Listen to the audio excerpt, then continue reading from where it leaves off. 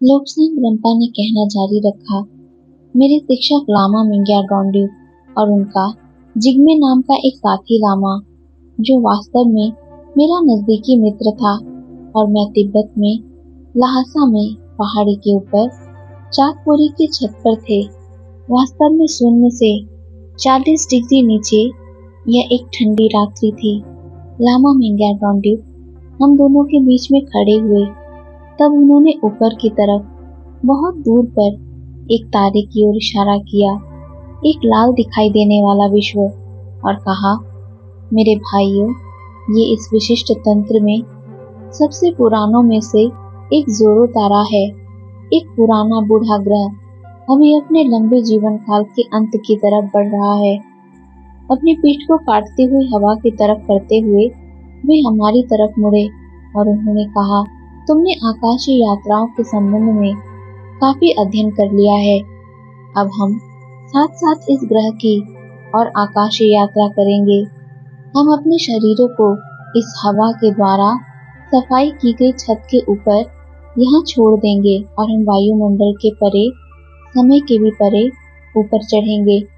ऐसा कहते हुए वे छत के आगे की तरफ, जहाँ छत के एक निकलते हुए छज्जे की छोटी सी छाया थी, चले। वह लेट गए और हमें अपने बगल में लेटने के लिए कहा।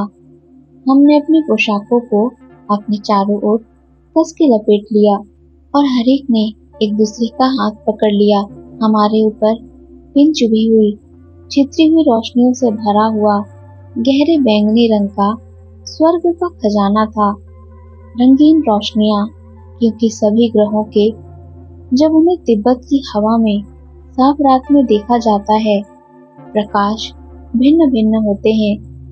हमारे पास चीखने वाली हवा थी, परंतु हमारा प्रशिक्षण कठोर था और हम छत के ऊपर रहने की नहीं सोच सकते थे।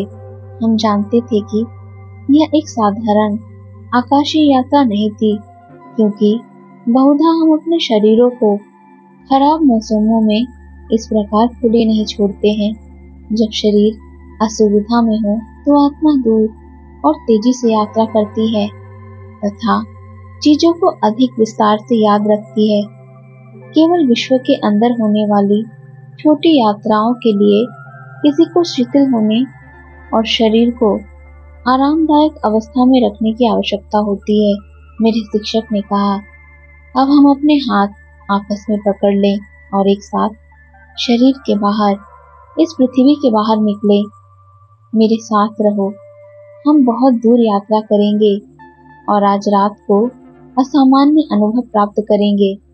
हम पीठ के बल लेटे और हमने आकाशीय यात्राओं के लिए मुक्त होने के लिए मान्य तरीके से श्वसन किए। मैं चीखती हुई हवाओं के प्रति सचेत था, जो उन दूरस्थ प्रार्थना ध्वजों से आ रही थी। तभी अचानक एक झटका लगा और मैं एकदम जमी हुई हवा के उंगलियों को काटने को और अधिक महसूस नहीं कर सका। मैंने स्वयं को तैरते हुए पाया, मानो कि मेरे शरीर के ऊपर समय अलग हो। सभी शांत था। लामा मिंग्या डोंगड्युक अपने आकाशीय रूप में पहले से ही सीधे खड़े थे और तब उन्होंने नीचे देखा। उन्होंने मेरे मित्र जिग्मे को भी शरीर छोड़ते हुए देखा। वह और मैं खड़े हुए और अपने शिक्षक लामा मिंग्या डोंगड्युक के साथ आपस में जुड़ने के लिए कड़ी बनाई। यह कड़ी एक्टोप्लाज्म कहलाती है और सूक्ष्म शरीरों से विचारों के द्वारा निर्मित होती है। ये प्रार्थना के रूप में होती है, जो आत्मा के प्रकाशन के लिए माध्यम प्रस्तुत करती है। बंधन पूरा हुआ। हम रात के आकाश के ऊपर को उठे। मैंने हमेशा कौतूहल से नीचे देखा। हमारे नीचे प्रवाहित होती हुई, तैरती हुई हमारी अंतहीन रजत तंतुएं थी, जो जीवन की अवधि में भौतिक और सूक्ष्म शरीरों को जोड़ती है। हम और ऊपर की ओर उड़ते चले गए। पृथ्वी दूर होती गई। हम पृथ्वी के पश्चिमी विश्व की कगार की ओर भेदते हुए सूर्य की कोरोना को देख सकते थे। पश्चिमी विश्व, जिसमें हमने सूक्ष्म शरीर से इतनी अधिक यात्राएं की थी। हम और ऊपर गए और सूर्य के प्रकाश में दुनिया के एक हिस्से में महाद्वीपों और समुद्रों की रूपरेखा सीमा रेखा को देख सके। अपनी ऊंचाई से पृथ्वी द्वितीया के चंद्रमा की तरह, परंतु उत्तरी ध्रुव पर चमकते हुए उत्तरी प्रकाश दिख रही थी। हम और तेजी से आगे चलते गए जब तक कि हमने प्रकाश की गति को पीछे नहीं छोड़ दिया, क्योंकि हम लगभग विचार की गति से हमेशा आगे की ओर बढ़ने वाले देशमुक्त आत्मा थे। जैसे ही मैंने अपने सामने देखा तो अपने ठीक सामने एक बड़े और डरावने लाल ग्रह को देखा। इस गणना की दृष्टि से उसमें आगे की ओर गिरते जा रहे थे। यद्यपि मुझे सूक्ष्म शरीर से यात्रा करने का काफी अनुभव था, तथापि मुझे खतरे की घंटी बजी। लामा मिंगयार्डोंडिव, जो सूक्ष्म शरीर में थे, दुरानुभूति से हंसे और उन्होंने कहा, ओ लोब्सांग, यदि हमें इस ग्रह को टकराना होता तो उससे न तो वह और न ही हम घायल होते।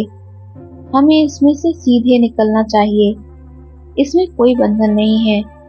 अंत में हमने स्वयं को लाल ग्रह के ऊपर तैरता हुआ पाया। एक पृथकृत दुनिया, लाल चट्टानें, ज्वारहीन लाल समुद्र के रेत। जैसे ही हम इस विश्व की सतह पर पहुंचे, नीचे की तरफ बढ़े, हमने देखा बड़े बड़े केकड़े जैसे अजनबी प्राणी समुद्र के पानी के कगार के साथ आलस्यपूर्ण ढंग से घूम रहे थे। हम उस लाल चट्टानी समुद्र तट के ऊपर खड़े हुए और हमने उसके ज्वार रहित मृत जैसे बदबूदार पानी को देखा। जैसे ही हमने देखा, गंदी सतह पर अनिच्छापूर्वक लहरें उठी। पूरी तरह हथियारों से सजा हुआ और ध्यान देने योग्य जोड़ों वाला एक अजनबी प्राणी प्रकट हुआ। प्राणी भी लाल ही था। वह ऐसे कर रहा मानो थका हुआ हो और मर रहा हो, और उस ज्वारहीन समुद्र के किनारे से लाल रेत के ऊपर पहुंचते हुए ये थम गया। हमारे सिरों के ऊपर छाया देता हुआ एक मंदा सा लाल सूर्य उगा। कठोर और भड़कीली खूनी लाल रंग की छायाएं हमारे आसपास केवल खोल वाले अजनबी जानवरों को छोड़कर, जो जमीन पर अधमरे पड़े थे। कोई हलचल नहीं थी, जीवन का कोई चिन्ह नहीं। मैं सूक्ष्म शरीर में था जब उसने मेरी ओर टकटकी लगाकर देखा। मैं डर से कांप गया। लाल चट्टानें, लाल रेत, लाल खोल वाले प्राणी और सबके ऊपर बिछे हुए आग के अंगारे की तरह से लाल सूर्य, एक अग्नि जो शून्य में चिंगारी देने जैसा था। लामा मिंगयार्डोंडिव ने कहा, ये मरता हुआ लोक है। अब यहाँ घूर्णन नहीं है। ये एक मरते हुए सूर्य का उपग्रह है जो शीघ्र ही मरने वाला है। यह लोक ब्रह्मांड के समुद्र में नष्ट प्राय तैयार है, और इस प्रकार एक बौना तारा बिना प्रकाश के, बिना जीवन के होने वाला है। एक बौना तारा जो अंत में किसी दूसरे तारे से टकराएगा और उनसे एक दूसरा लोक जन्म लेगा।